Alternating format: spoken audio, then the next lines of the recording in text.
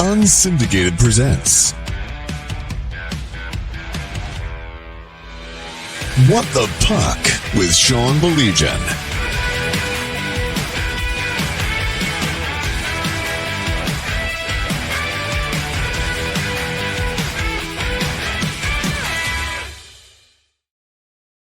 Do you remember a couple weeks ago when we were talking about this stretch of games and we said, well, it'd be really nice if the Wings could go 500 on this stretch? Remember that, Mike? Those were good times. He's my guy, Sean Baligian.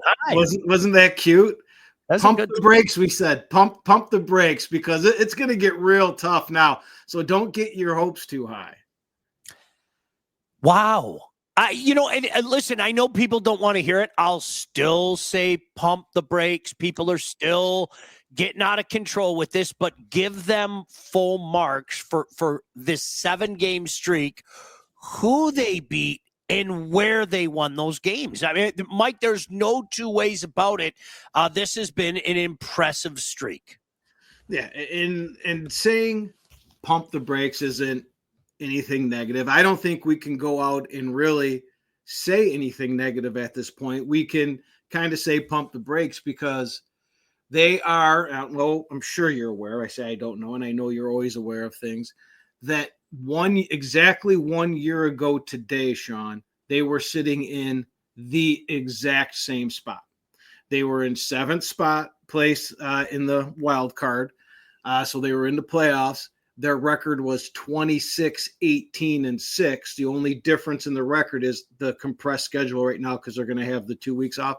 So it's no different than where we were, right at the same spot where a lot of people started to flip and say, I think we're going to make the playoffs, Sean. And, Mike, it was I can't help but think I remember 2 years ago when for that one glorious day, they were in that final playoff spot. And then remember, they had that home and home with Ottawa.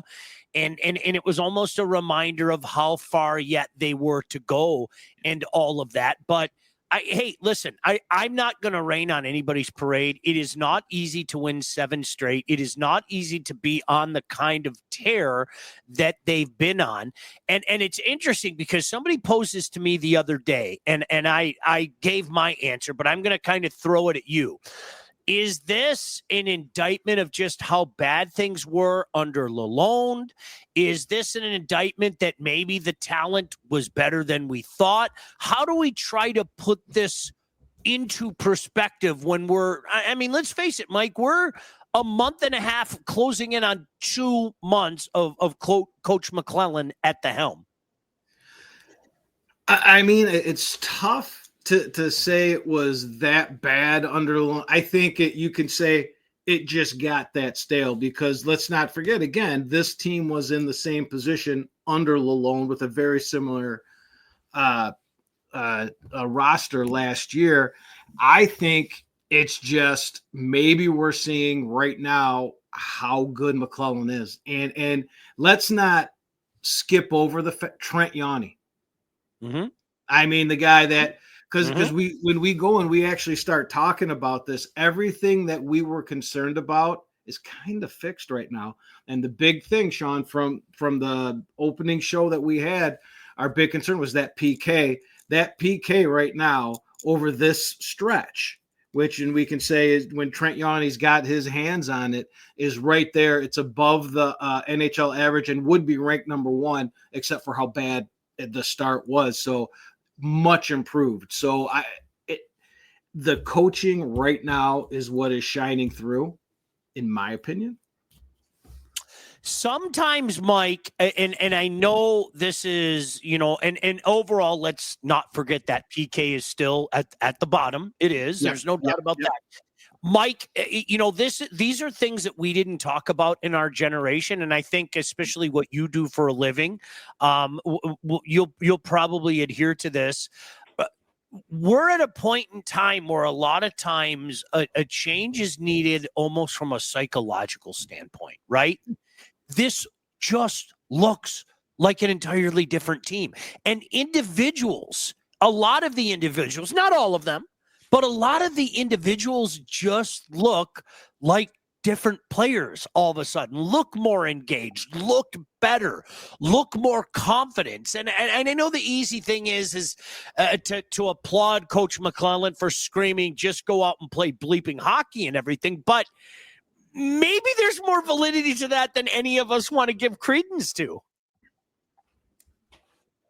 Yeah, and we almost need to make that a T-shirt, just play fucking hockey. And it goes for everything.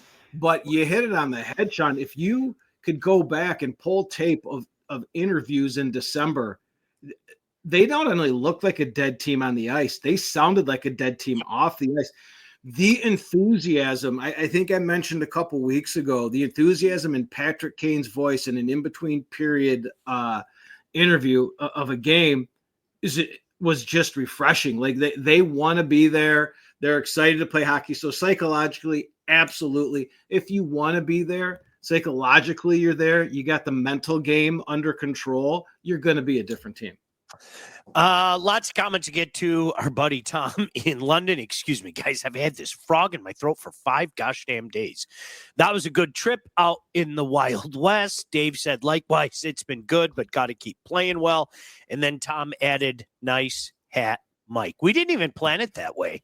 I mean, there's an even money chance that I'm going to be wearing something like that anyway, but we got the Battle of Quebec going on right now, Mike. And after we talked about it last week and we showed how we ended the show last week, I thought it would be fitting.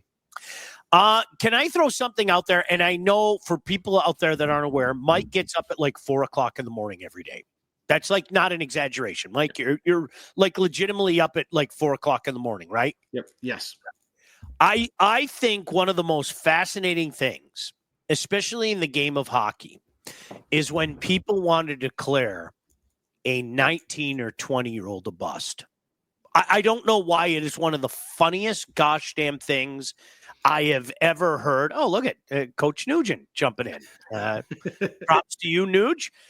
Mike, honest to God, from all my years working with the Whalers and the couple of years that I worked with the NTDP, when I would see a kid get drafted and maybe he didn't go straight to the league, more often than not, they don't. But they would go here, they would go there, and they weren't doing that which they did in their last year in the O, or that which they did their last year in the USHL. And I start hearing people throw around the B word and talking about bust. I can't help but giggle. And as I was watching Shane Wright last night, okay, and you were in, Mike, this is a guy that people were calling a bust 2 years ago. Legitimately, they were calling him a bust 2 years ago. And for a lot of people, it was almost a foregone conclusion that he was a bust just last year. Now, I'm not sitting here saying that Sean Wright is going to be everything that people thought he would be. Remember, people thought he would be the number 1 pick in the draft, and then he slid to, 4, 5? I forget off the top of my head, but I know he slid a little bit. A lot of people thought he would just go in there, as a matter of fact. But I'm sorry, it is one of the most fascinating things to me, and I know Coach Nuge is in there, and you've seen it. The people that think that they have development figured out just make me giggle over and over. I mean, we are constantly reminded that no two players develop on the same plane. No, and what does that even mean? I mean, the expectations that is put on these guys right away. Because if you think about it, you're saying, a year ago, 2 years ago, when he started to fall in the draft, as the draft was coming, they started almost calling this kid a bust. Yep. This is an 18-year-old kid, and all these kids not only develop physically, but mentally differently, and then develop within the game. And it takes a while. That's like, it's always a shock, especially on the defensive end, right? I mean, how often do you see a Rasmus Dahlin come in and play the way he did as a young kid? Those kids usually need some time. And just because it takes time doesn't mean they're a bust. And we talk about it a lot, Sean, here, the expectations that Detroit fans will put on guys, that is a little bit bigger than what they are, right? People do it all. you could say, right, here's a perfect example of doing that. Like, oh, I saw this kid in the dub, right? He's unbelievable. He's going to score 100 points as soon as he gets in the NHL. Those are our unrealistic expectations before the kids ever step foot on the ice. And that's almost a discredit to the game and how hard the game actually is. So I'm right there in the same boat with you when you start hearing the B word. Well, and it's interesting, and I promise so many Wings things to get to, but I had to point that out because Shane Wright was one of the best players on the ice last night. I think he was the second star. I think they gave the first star to Kane, if I'm not mistaken. He was the second star. I think 3 points, if I'm not mistaken. You know what? Give me a second. Let me fact check myself. Tom was absolutely right. Tom said Shane Wright was at number 4. So always go with your first instinct, and I was right when I said he went number 4. But right last night, Mike, 2 goals. I've seen him a few times. The one thing that jumps out to me, and this is one thing that you cannot put a price tag on, okay? You cannot put a price tag on. He looked like a guy that had no confidence. He really did. He looked like he confidence is so important. I don't care what anybody says. And this is why I go into the word psychologist and start talking about that. Shane Wright looked like a guy that knew he belonged with the Seattle Kraken. The last couple times I've seen him, I've seen him 3 times now in the past week and a half. I'm not saying he's going to become that which he was drafted to be. Mm-hmm. But when people throw around the bust about a 21 freaking year old man, like pump the brakes just a little bit, right? Absolutely. And I mean, you get into it and it just gets to these unrealistic expectations we put upon kids, generational and all these things. And you've got to be the number 1 pick. This kid, we saw him do that. It's such a different game at the NHL level. And the confidence is going to come from if he's not in a position where he's comfortable being and these expectations are too great on him. So we see it all the time. So what really the story that needs to be is how he overcame this, because that not everyone does that. I mean, you look at I can't think of the first name, Patrick, the guy that over in Philadelphia, he was supposed to go number 1. Was it oh my God, I just lost his name. But he was with Philadelphia. He's gone. He's out, right? I mean, He had some head injuries and stuff, but it was very similar in the way he entered the league. But you got to give these guys a chance. Lafreniere. And I'm not saying that Lafreniere is ever going to be a stud. As a matter of fact, I'll take it a step further. I don't think he's ever going to be what he was drafted to be, okay? Right. But he's turned into a pretty good player. He has, Mike. I mean, you score 20 some odd goals. You get 50 some 60 points or whatever. Yes, I get it. I don't think he's ever going to be that guy. But, this is a guy that people, oh my gosh, he doesn't belong in the National Hockey League and all of that crap, man. And they're both sitting on, I think I'm looking right here. Lafreniere's got 31 points. It's not the 60, 70, 80 points that everyone projected him out to be. Sean, there's a guy right now in a town called New Jersey leading his team in Hughes that his first couple of years were rough, and they were saying the same thing about him. He was too little. He shouldn't have been taken so high. Look at him. They expect these guys to come out the chute scoring 100 points, right? What is wrong with 31 points in 52 games? Know what's wrong with it, Sean? It's not what the experts said that they would get because of what they saw them in juniors. You got it. That's all that it is. A couple other comments. Mike Brown said, Gordy Brown had that same hat when he was over at my house. Is that Gordy Brown, the coach, our buddy who's been on this show? I'm surprised Gordy hasn't worn that hat around me to taunt me because he knows what a Habs fan I am. David said, what do you guys think of Mathieu Olivier from the Blue Jackets, and what would the Wings need to give to pick him up? I'm not going to sit here and pretend like I know his game very well, but he's 20. He's up there. Now I got to look it up. Gosh damn it. Hold on. Keep your thoughts for just a second. I got you. 27, right? He's 27. Fact check me. I think he's 27. He's a 97. He'll be 28 in a week. Okay, cool. You know what? 6'1", 220 pounds, big body, et cetera, et cetera. Now, this is the one thing that I would say when we start to have these conversations. I know Columbus has faded a little bit, but you know what they're saying right now in Columbus? We have just as good a shot as anybody, because now the NHL, guess what? We're in that selling hope thing. Okay. You have Rangers, you have Montreal, you have Islanders who suddenly got red hot under Patrick Roy. You have Columbus, and yes, you still have Boston, who, by the way, I don't think is going to make it. You still have all those teams saying, we got a shot. We're in there. So I think that's what we're looking at, right? Yeah, I mean, you're talking all the way down to Philadelphia. You're only 7 points out. Anybody can do it. So that just means you don't know who's going to be buyers or sellers. I think Columbus, who's been up there as high as the 7th spot, I think they're going to say, and I don't see them being sellers. I don't see them selling out on young guys. And it's going to be interesting now where the Wings are, Sean.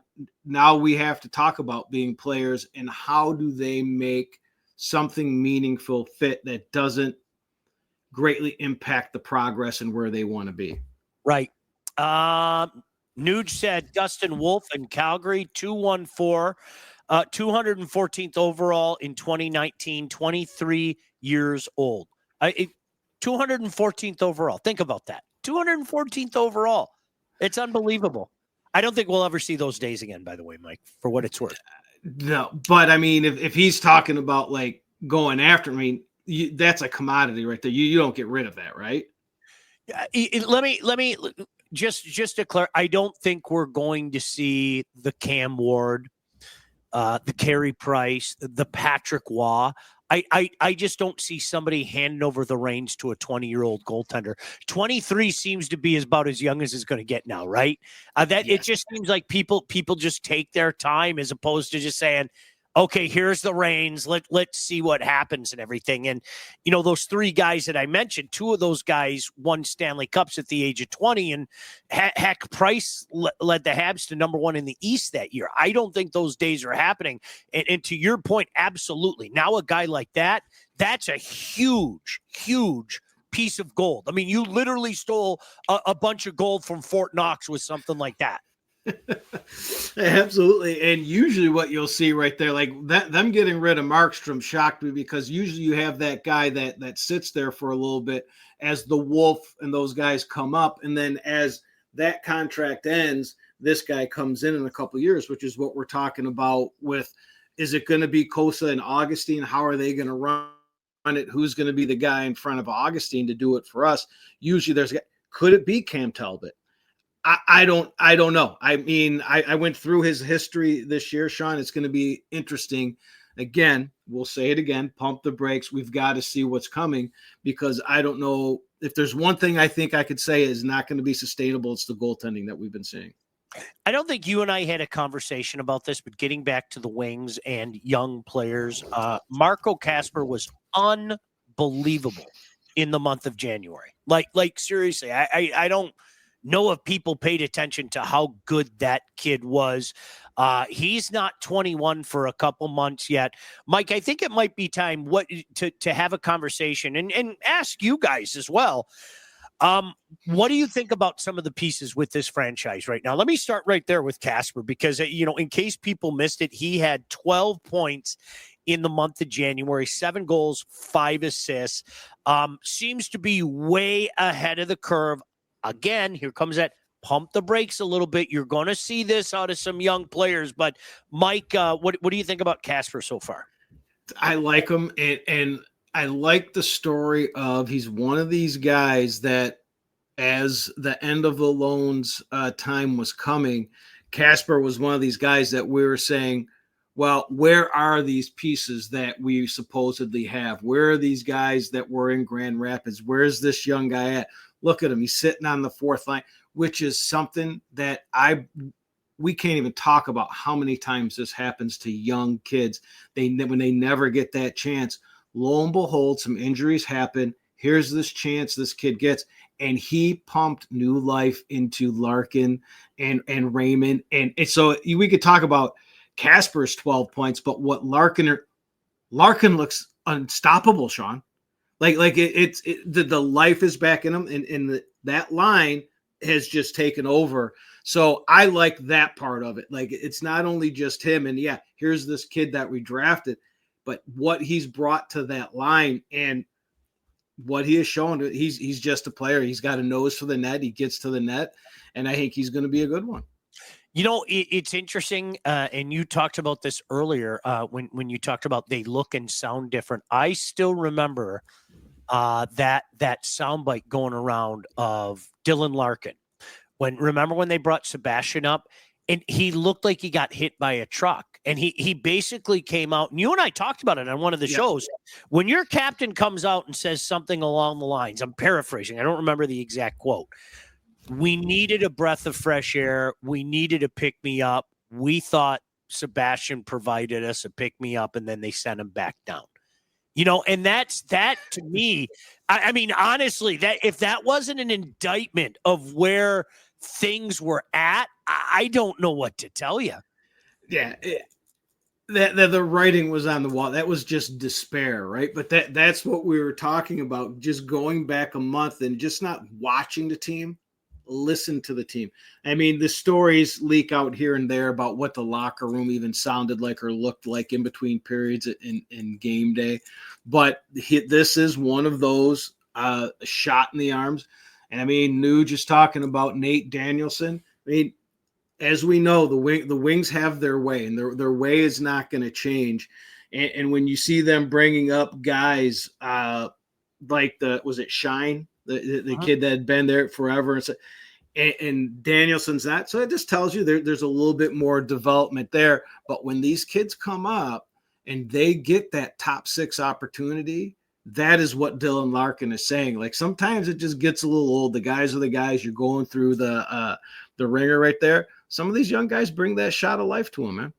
I'm going to put you on the spot. I don't want to surprise you right now, but you know what? As a matter of fact, I'll tell you ahead of time. Like it. I'm going to ask you your thoughts on Elmer when we come back. Okay. All right. But first, let me tell you about the Wealth Advantage Group. If you're ready to take charge of your financial future, look no further than the Wealth Advantage Group. And those two guys right there, the Hanson brothers, Mike Husak on the left, Jeff Husak on the right. They are located in historic downtown Northville, owned by those Hanson brothers I was just telling you about, with over 20 years of industry experience. And they understand that your financial goals are as unique as you are. And that's why they offer personalized expert guidance to help you navigate the complexities of financial planning. Now, whether you're saving for retirement, getting ready to sell your company, already in retirement, they can help guide you through every step of your financial journey. They work with clients throughout all stages of life, and they have clients in over 20 different states. Look, guys, they're friends of mine. They've taken care of me and my family.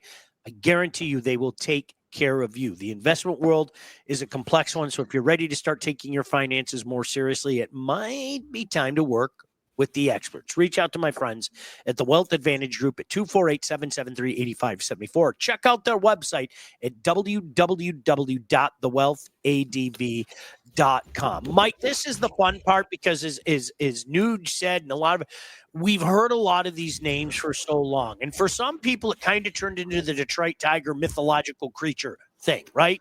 Well, You heard these names for so long, and when are we going to finally see them? And you're starting to see some of them. Elmer Soderblom was one of those names that you heard for a while. Maybe not as much as you heard some other names, but trust me, I know how everybody and their brother is now a talent evaluator. It is amazing to me. Sorry for the roll eye. There were a lot of people talking about him. What has jumped out to you about Elmer?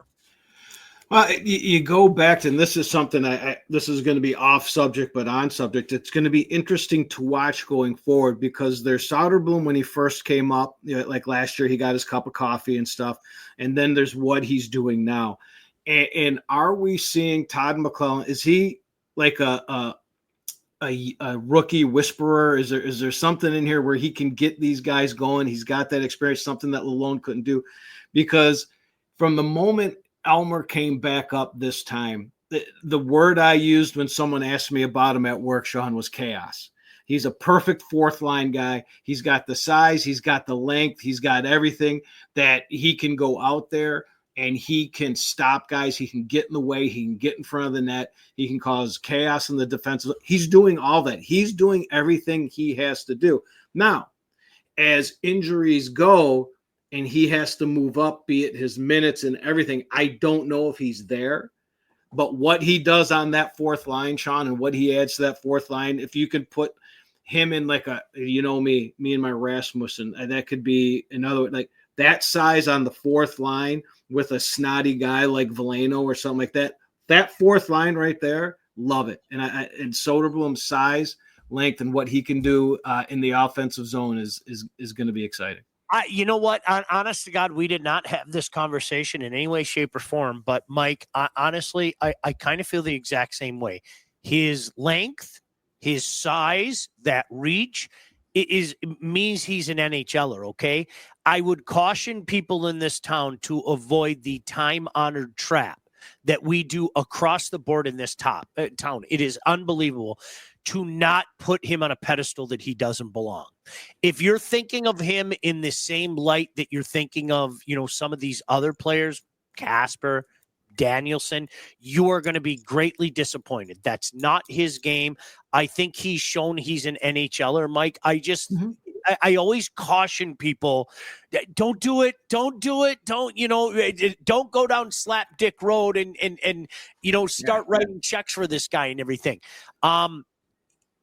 His reach in particular, it was amazing when I was at, I still want to call it the Joe, when I was at Little Caesars Arena a couple of weeks ago, and you see it up close and personal, I'm not sure the TV gives you the depth perception that you see when you're there. And it has to be accounted for when he leans forward with those long arms and the long stick. I mean, he can create havoc, to your point.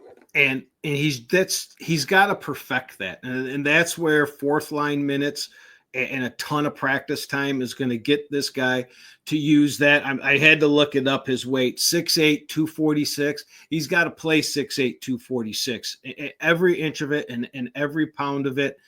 And again, chaos, havoc, whatever you want to call it, that is exactly what he can. It's what he's got to do. He doesn't have to fight. He's not a fighter, not going out here and fight. He's just got to go out there and he's got to use that body. He's got to make the other guys on the ice know that he's on the ice.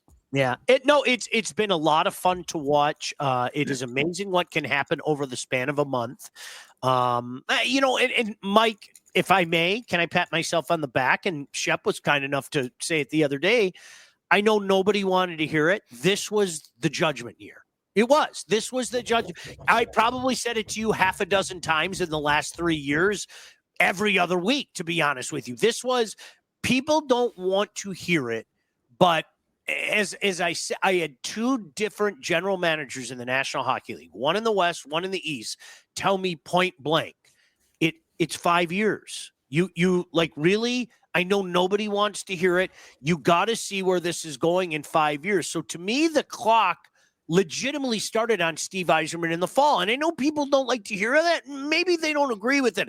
I'm just telling you that is the common thought process amongst a lot of general managers. And right now, all of a sudden, you can sit back and go, all right, I see where you're going with this. They're not ready to compete yet. And when I say compete, you know what I mean by compete.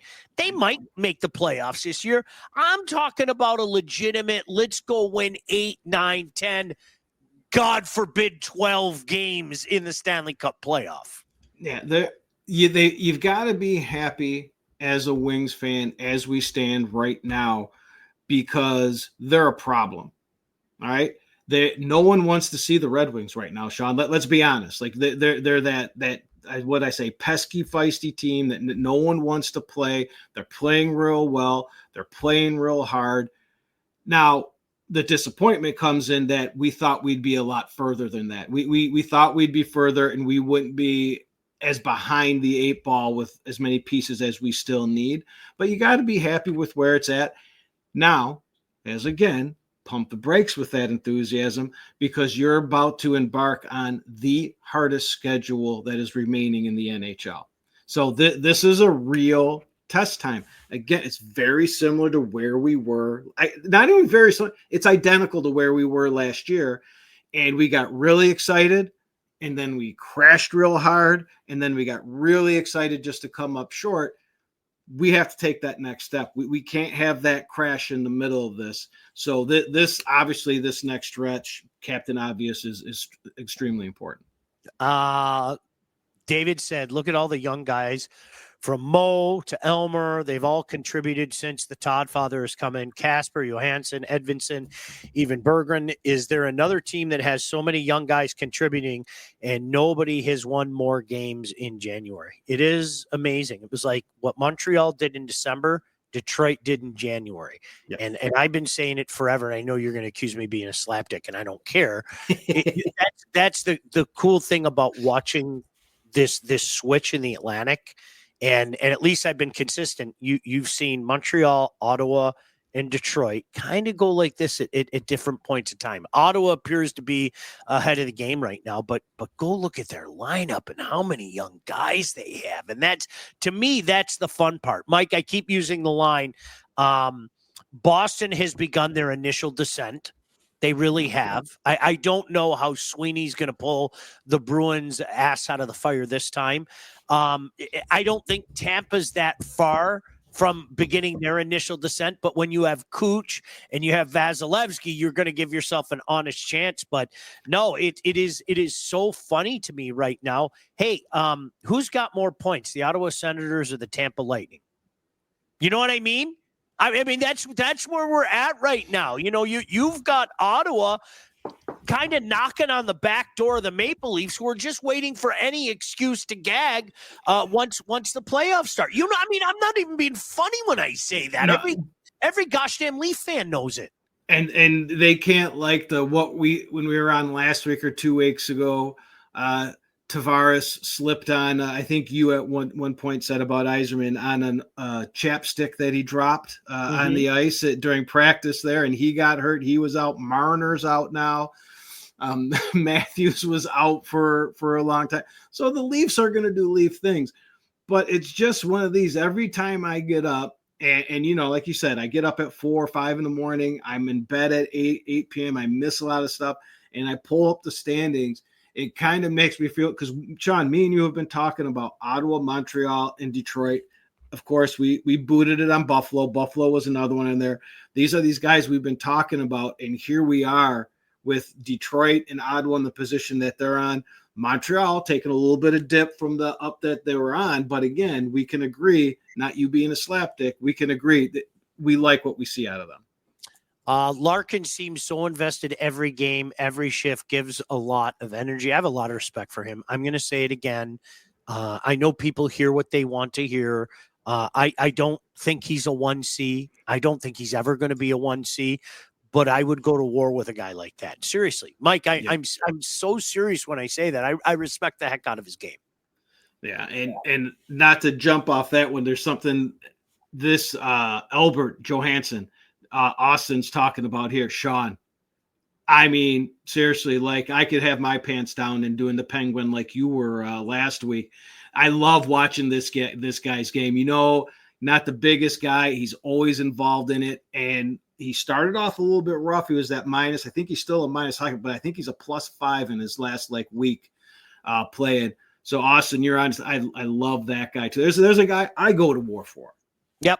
Couple things before, and gosh, I got to do a read, and then we got to talk about Ovechkin. Mike, he's going to do it. You've accepted it, right? Like it's like I went kicking and screaming. You know, I didn't think it was going to happen. He's going to do it. He might do it this year. Let's be honest. Okay, that's what I wanted to see, because if there's anything I respect to your talk, Sean, it is a betting angle. And I've been looking at the odds if he's going to do it this year, and then when he's going to do it. What's the number at? I'm intrigued. That it's got to be down now, because this was about 5 goals ago. So plus 200, so 2-1 to do it this year. I do it. And then you've got whether it be an even strength power play or shorthanded. At one time, I think they play Winnipeg like the third to last game, and they were 100. It was 100-1 to happen on that game, just because of how good they are defensively. And would he be? And I was looking to throw on that, but I don't have, none of my apps offer that. But 2-1 right now for him to do it, and that's steadily going down. So he's got what, 18? Yeah, in 31. How many games left? Do you know? Past him.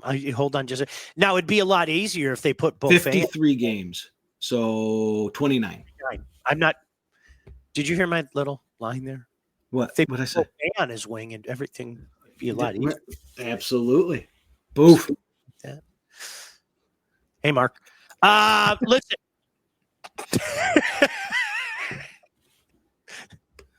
I'm going to get to your comments in just a second. Let me tell you about Legacy Partners. Did you know that thousands of Metro Detroiters have already called Legacy Partners to get help with their home and auto insurance? Our friends at Legacy are one of Southeast Michigan's top independent insurance agents. They provide a full-service, one-stop solution for all of your insurance needs, personal and business, large and small. Legacy has helped our listeners by fixing mistakes other agents have made, asking the right questions to get the right coverage put in place to properly protect you and save you money. That's what they did for us, because you know what? A lot of us make this same mistake. Maybe you haven't checked your policies in the last year. You're paying too much. You're underinsured. Things change.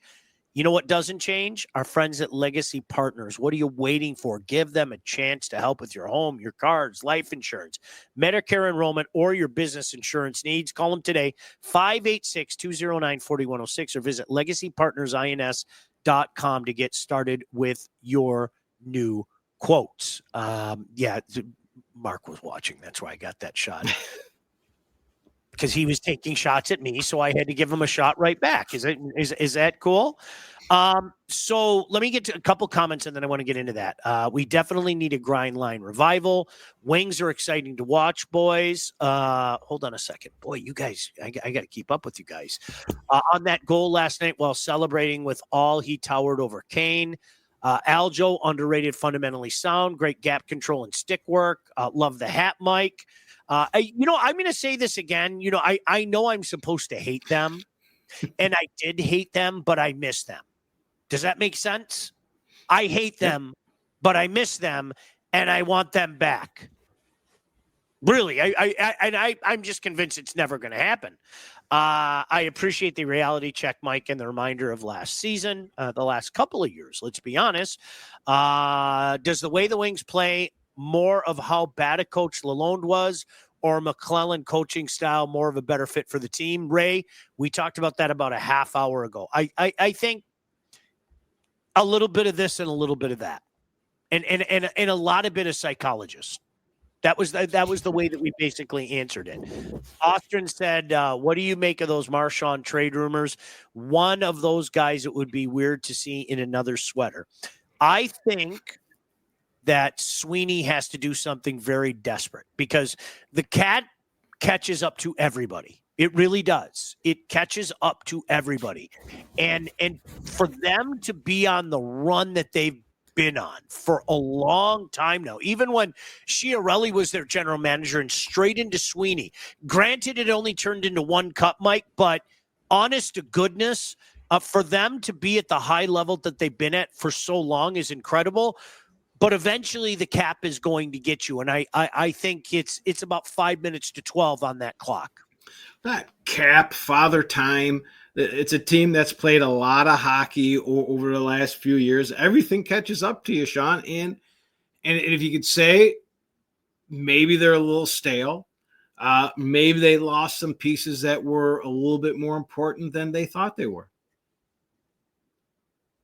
You think so? I think so. I think the fire went out real fast with them. I think, like, between the Allmark Swayman, I mean, there was a lot of chemistry within that locker room that I can't speak. I can't say that I'm following Boston, but I mean, the Brusque, I mean, these guys that they moved, all of a sudden it seemed that they were missing just a little bit of something. And could you imagine, Sean, Marchand and Perry in that lineup for Edmonton? You want to play that rat line? Listen, I watch Corey. People don't know this. Corey was an absolute monster, scoring juggernaut when he played in London. But he had the same rat face and the same rat play. But I know I told you this when the Habs made that run to the Stanley Cup, and his contributions were immeasurable. You don't really appreciate a guy like that until he plays for your team. You just don't. You think you do, but you don't really appreciate him until he plays for your team. Yep. And going out there one night and you just see Marchand and Perry on the other bench, it's got to be a freaking nightmare.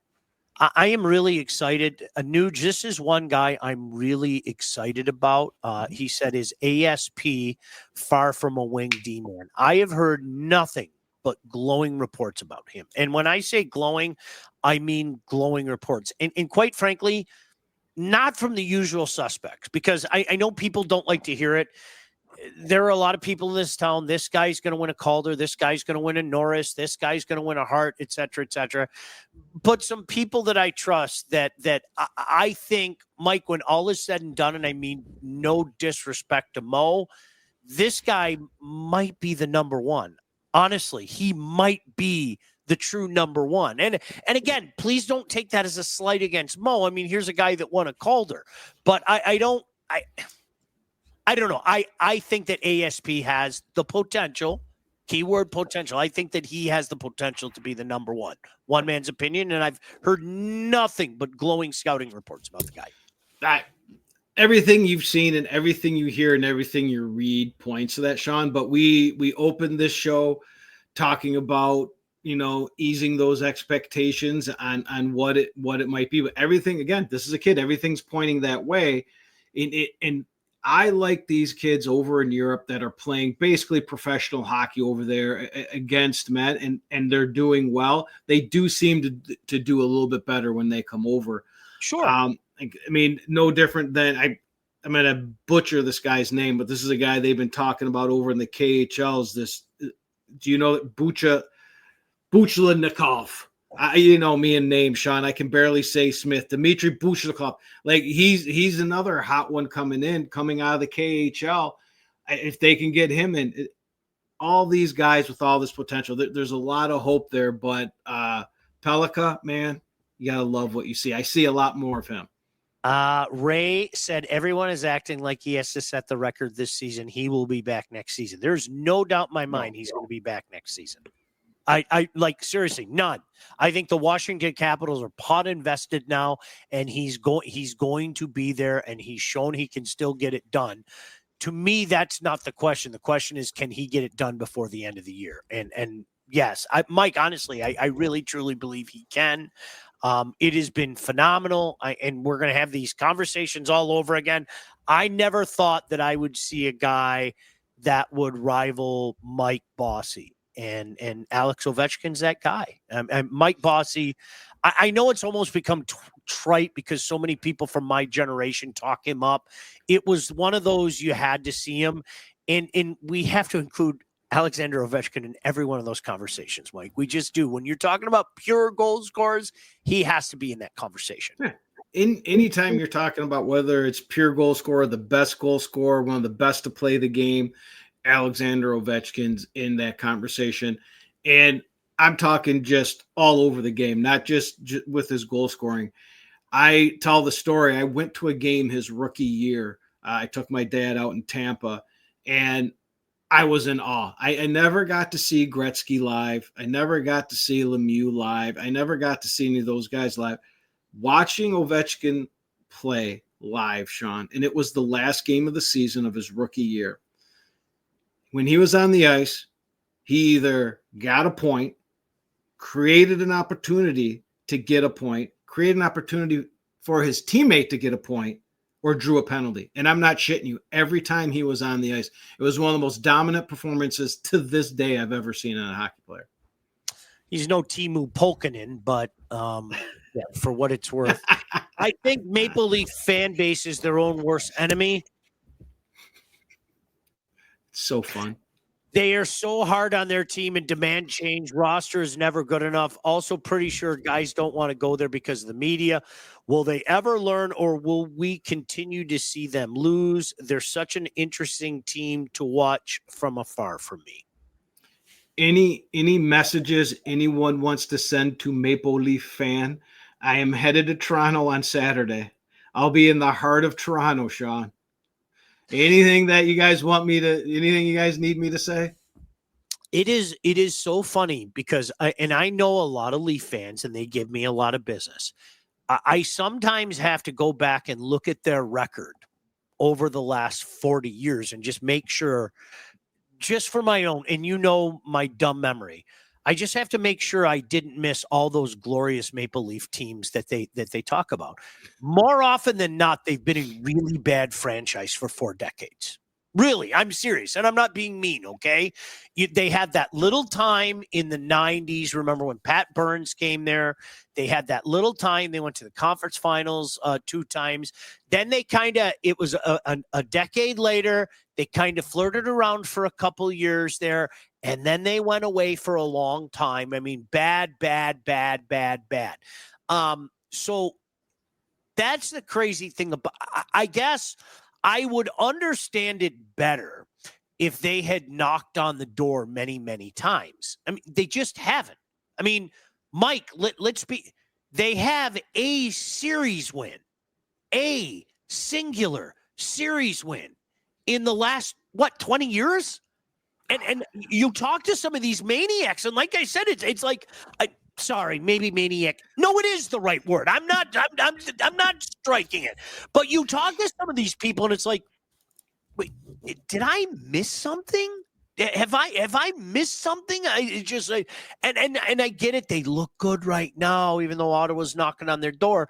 But at the end of the day, yeah, it's all about what they do come playoff time. And Mike, the proof's in the pudding there, isn't it? Yeah, it is. Every time you bring that up, and I think you bring it up at least weekly to me, that they've only won 1 playoff series. I literally want to call bullshit. Like I really, really, really, really do. Every time that is one of the crazier stats, and I love crazy stats like that. Like that's a stat that blows people's minds. That's awesome, Todd. Well, listen, anytime you can get that shot in, you just go right ahead. And no, so to that point, Austin, I get it. And I always say this, and I know there are a few Maple Leaf fans watching right now. You guys, I'm not even being disrespectful. Like, it'd be one thing if I was trying to take away from some of the talent you had. How can you be disrespectful about their rightful history? You know what I mean? So, I mean, that's just, Mike, that's just the way it is. Just in case you were wondering, yes, they won 1 round in 2023. The previous time they won a series was 2024 or 2004. Think about that. That's real. It's just, I don't know. It doesn't make sense. So to that's me. In that vein, Austin, I agree with you. It's a fascinating dynamic, the Toronto Maple Leafs across the board. It really is. So that's why they had to parade after that series. Yes. Ray said, with no rush in the 4 nations, that will help Ovi with the rest, or could it go the other way and be the rust? Timeless question. It depends who you're talking to. And I know I told you I had a conversation with Chris Chelios that said, if you're hot, you kind of want to keep it going. He goes, if you're a little longer in the tooth, it's not a bad idea to get a little rest. And especially coming off a broken leg. And it's horse crap that Russia's not in the 5 nations. It's bullshit. It is. Bullshit. It's bad. One NHL trade today would be its version of the Luka trade. You have to talk about one of the most talented players in the league, right? Yeah. Who maybe hasn't hit. There's questions about his work ethic and maybe hasn't hit his ceiling yet. Who could we compare that to? Because is that fair? Is that fair with Luka? incredibly talented. I mean, if you're just talking talent, I mean, unbelievable. But there's been questions about his conditioning, et cetera. Maybe a young Mario Lemieux when he was smoking darts. How's that? Right? As good as Mario was in his first 4 years, what would have been 84, 85, 85, 86, 86, 87. He went next level after he went to Canada Cup. And the story is he was smoking darts in the locker room, and Gretz and some of the guys were like, what the hell are you doing? Like, what are you doing? And Mario went next level after that. I don't know. Is that fair? I don't know. Because that's what people said about Mario. I mean, we can play make-believe all we want, but there were a lot of people out there that thought he was a floater and he didn't take great care of himself, et cetera, et cetera. Yeah, I mean, I'm thinking, like, to replace him, to take the fat questions and the conditioning questions, it's someone that good. I mean, you're talking what? You know me, I'm not a basketball guy. He's what, a top 5, top 3, top 5 guy? Yeah. I mean, yeah. if you were to say, hey, we're going to draft a team right now, he'd probably go what, in the top 5, let's say. From what I've heard to what I listen, I'm thinking of one of the young Maple Leafs. Be it a Marner, be it a Matthews, where they're not going to be the first guy you might want to put. You know what I'm saying? Like they might be the first, but they could be a top 3, top 5 guys you're going to start a franchise with. And then you bring in a guy at the end of his career. Like, I mean, think of some of the trades they're talking about, like if they're going to get rid of Marner. I'm sorry. I think it's insane the way that kid has played this year. Now, last year, I probably would have sent him on his way for his act in the playoff. Honestly, and I would be regretting it immensely right now.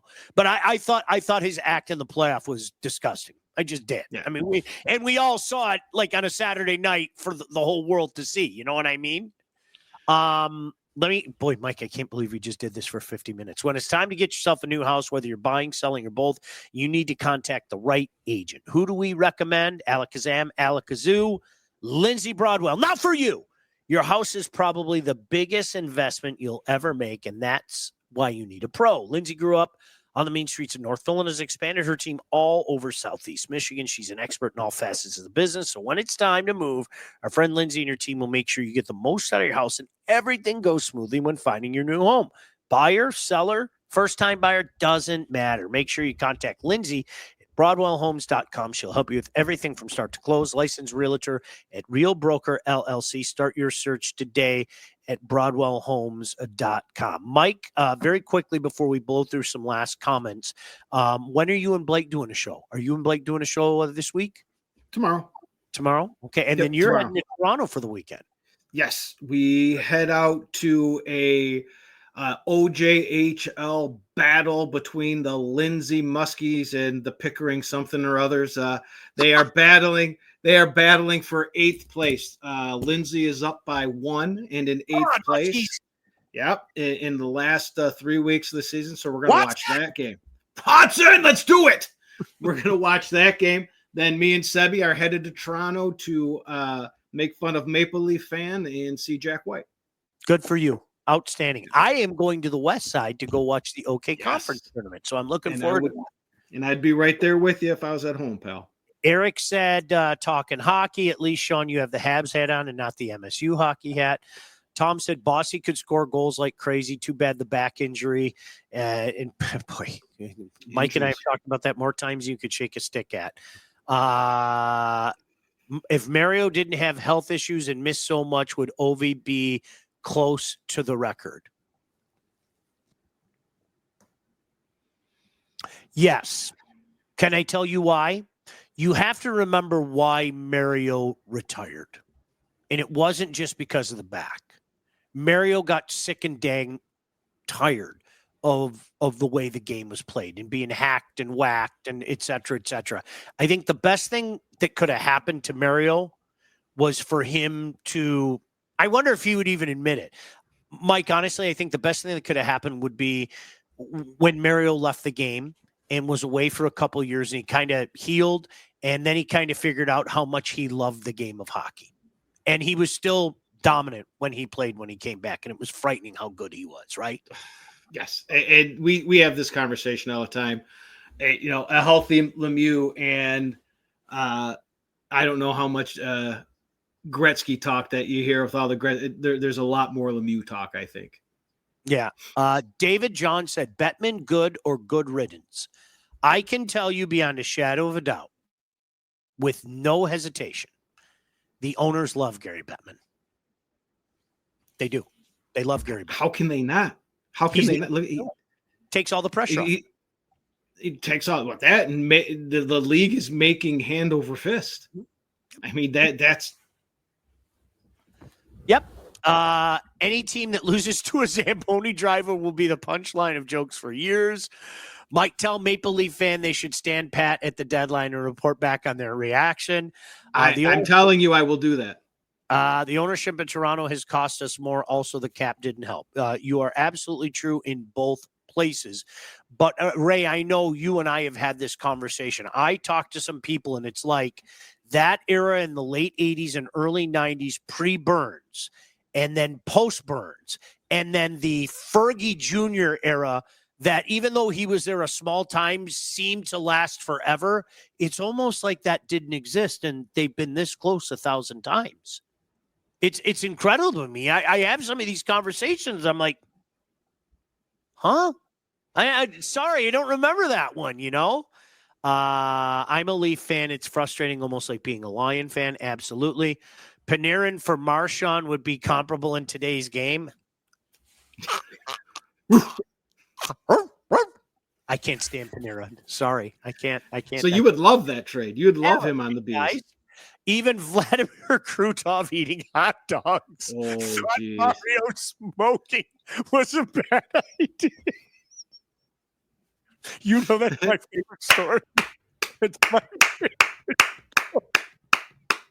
That right there, comment of the year. Iavasile, you were supposed to be watching Krutov. Anybody know where he went? I have a pretty good idea. There he is at the hot dog stand, burying hot dog number 8. The American hot dogs, baby. Unbelievable. Jeez, oh, Pete.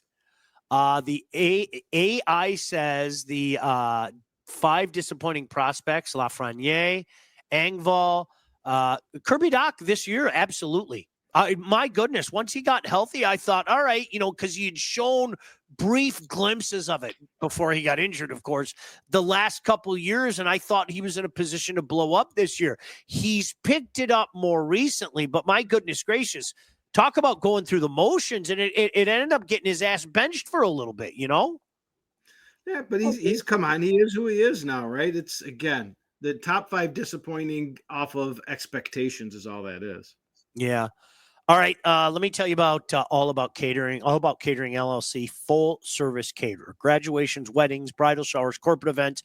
Maybe you're going to be a loser and you want to have a bunch of people over to watch the Four Nations. Just about anything you need catering for, from 25 to 4,000 people. All About Catering can and will take care of you. Rick and his staff, customer service and satisfaction is their number one goal. So don't sweat your next big event. Just go to allaboutcateringllc.com today to see their menus and all their 5-star reviews. Give them a call, 586-731-1398 to get your event started. Oh, here's a good question. Ray, 10 games for Hartman deserved, or being a repeat offender not help him? Repeat offender, no doubt in my mind. There's another guy. I got a chance to know him when I did his games when he was with the Whalers. Great guy. I'd take him on my team in a heartbeat. Yep, just got to smarten up. Oh, I got to tell you, Mike, I think I told you this story, and I hope he's not pissed that I say this. So one year I was doing the MHSAA finals, and maybe it was Hartman's last year, 14, 15, whatever. And he and some of the boys came up there to watch it because the barn was completely packed. And I went to a break, and he goes, hey, I got to be honest with you. This isn't bad. And I was like, yeah, we've been saying that for a long time, because I think there's a perception that the only place where you can see good high school hockey is Minnesota, of course. And he said to me, he goes, this isn't bad. It was funny. He and a bunch of the Whalers were sitting there just digging it, sitting there watching that and digging it. It was pretty cool. Love it. Will the booing continue during the Four Nations? Probably. I'm guessing, right? Yeah. Probably. Hey, angry people. Yeah. Duel in the D. Eric said go color that rhymes with glue. I'll say go green. So there you go. All right. Anything else, Mike, before we get out of here? No. We've got a game coming up, which is we thought we were going to do it on the 15th. We are now doing it on the 12th, which is on my calendar. But you know now what that makes the 15th, right? Do you remember? Yeah. It's we're watching the hockey game. And we're barbecuing. Yeah, we're barbecuing over my house. And you saw the picture I sent you, what I found. No, what did you? Kroger. Oh, yeah. Chili. Yeah. I'm telling you, Sean. We have such a good array at the house. We really do, dude. Like you got your shit. I got my shit. Yep. But I'm telling you, this Kroger brand special, a special release of the chili cheese dog sausage. I'm telling you, it got rave reviews at my last party. So it's going to be that one. And I'm going to bring a Texas Twinkie I remember sausage. that. Yeah. Brisket sausage with jalapeno, bacon, and cheese in there. And a Philly cheesesteak. We're going to have the Saturday Sausage Fest. So I have the jalapeno and cheddar. I have the Coney dog. I have the Motor City, and I have chorizo.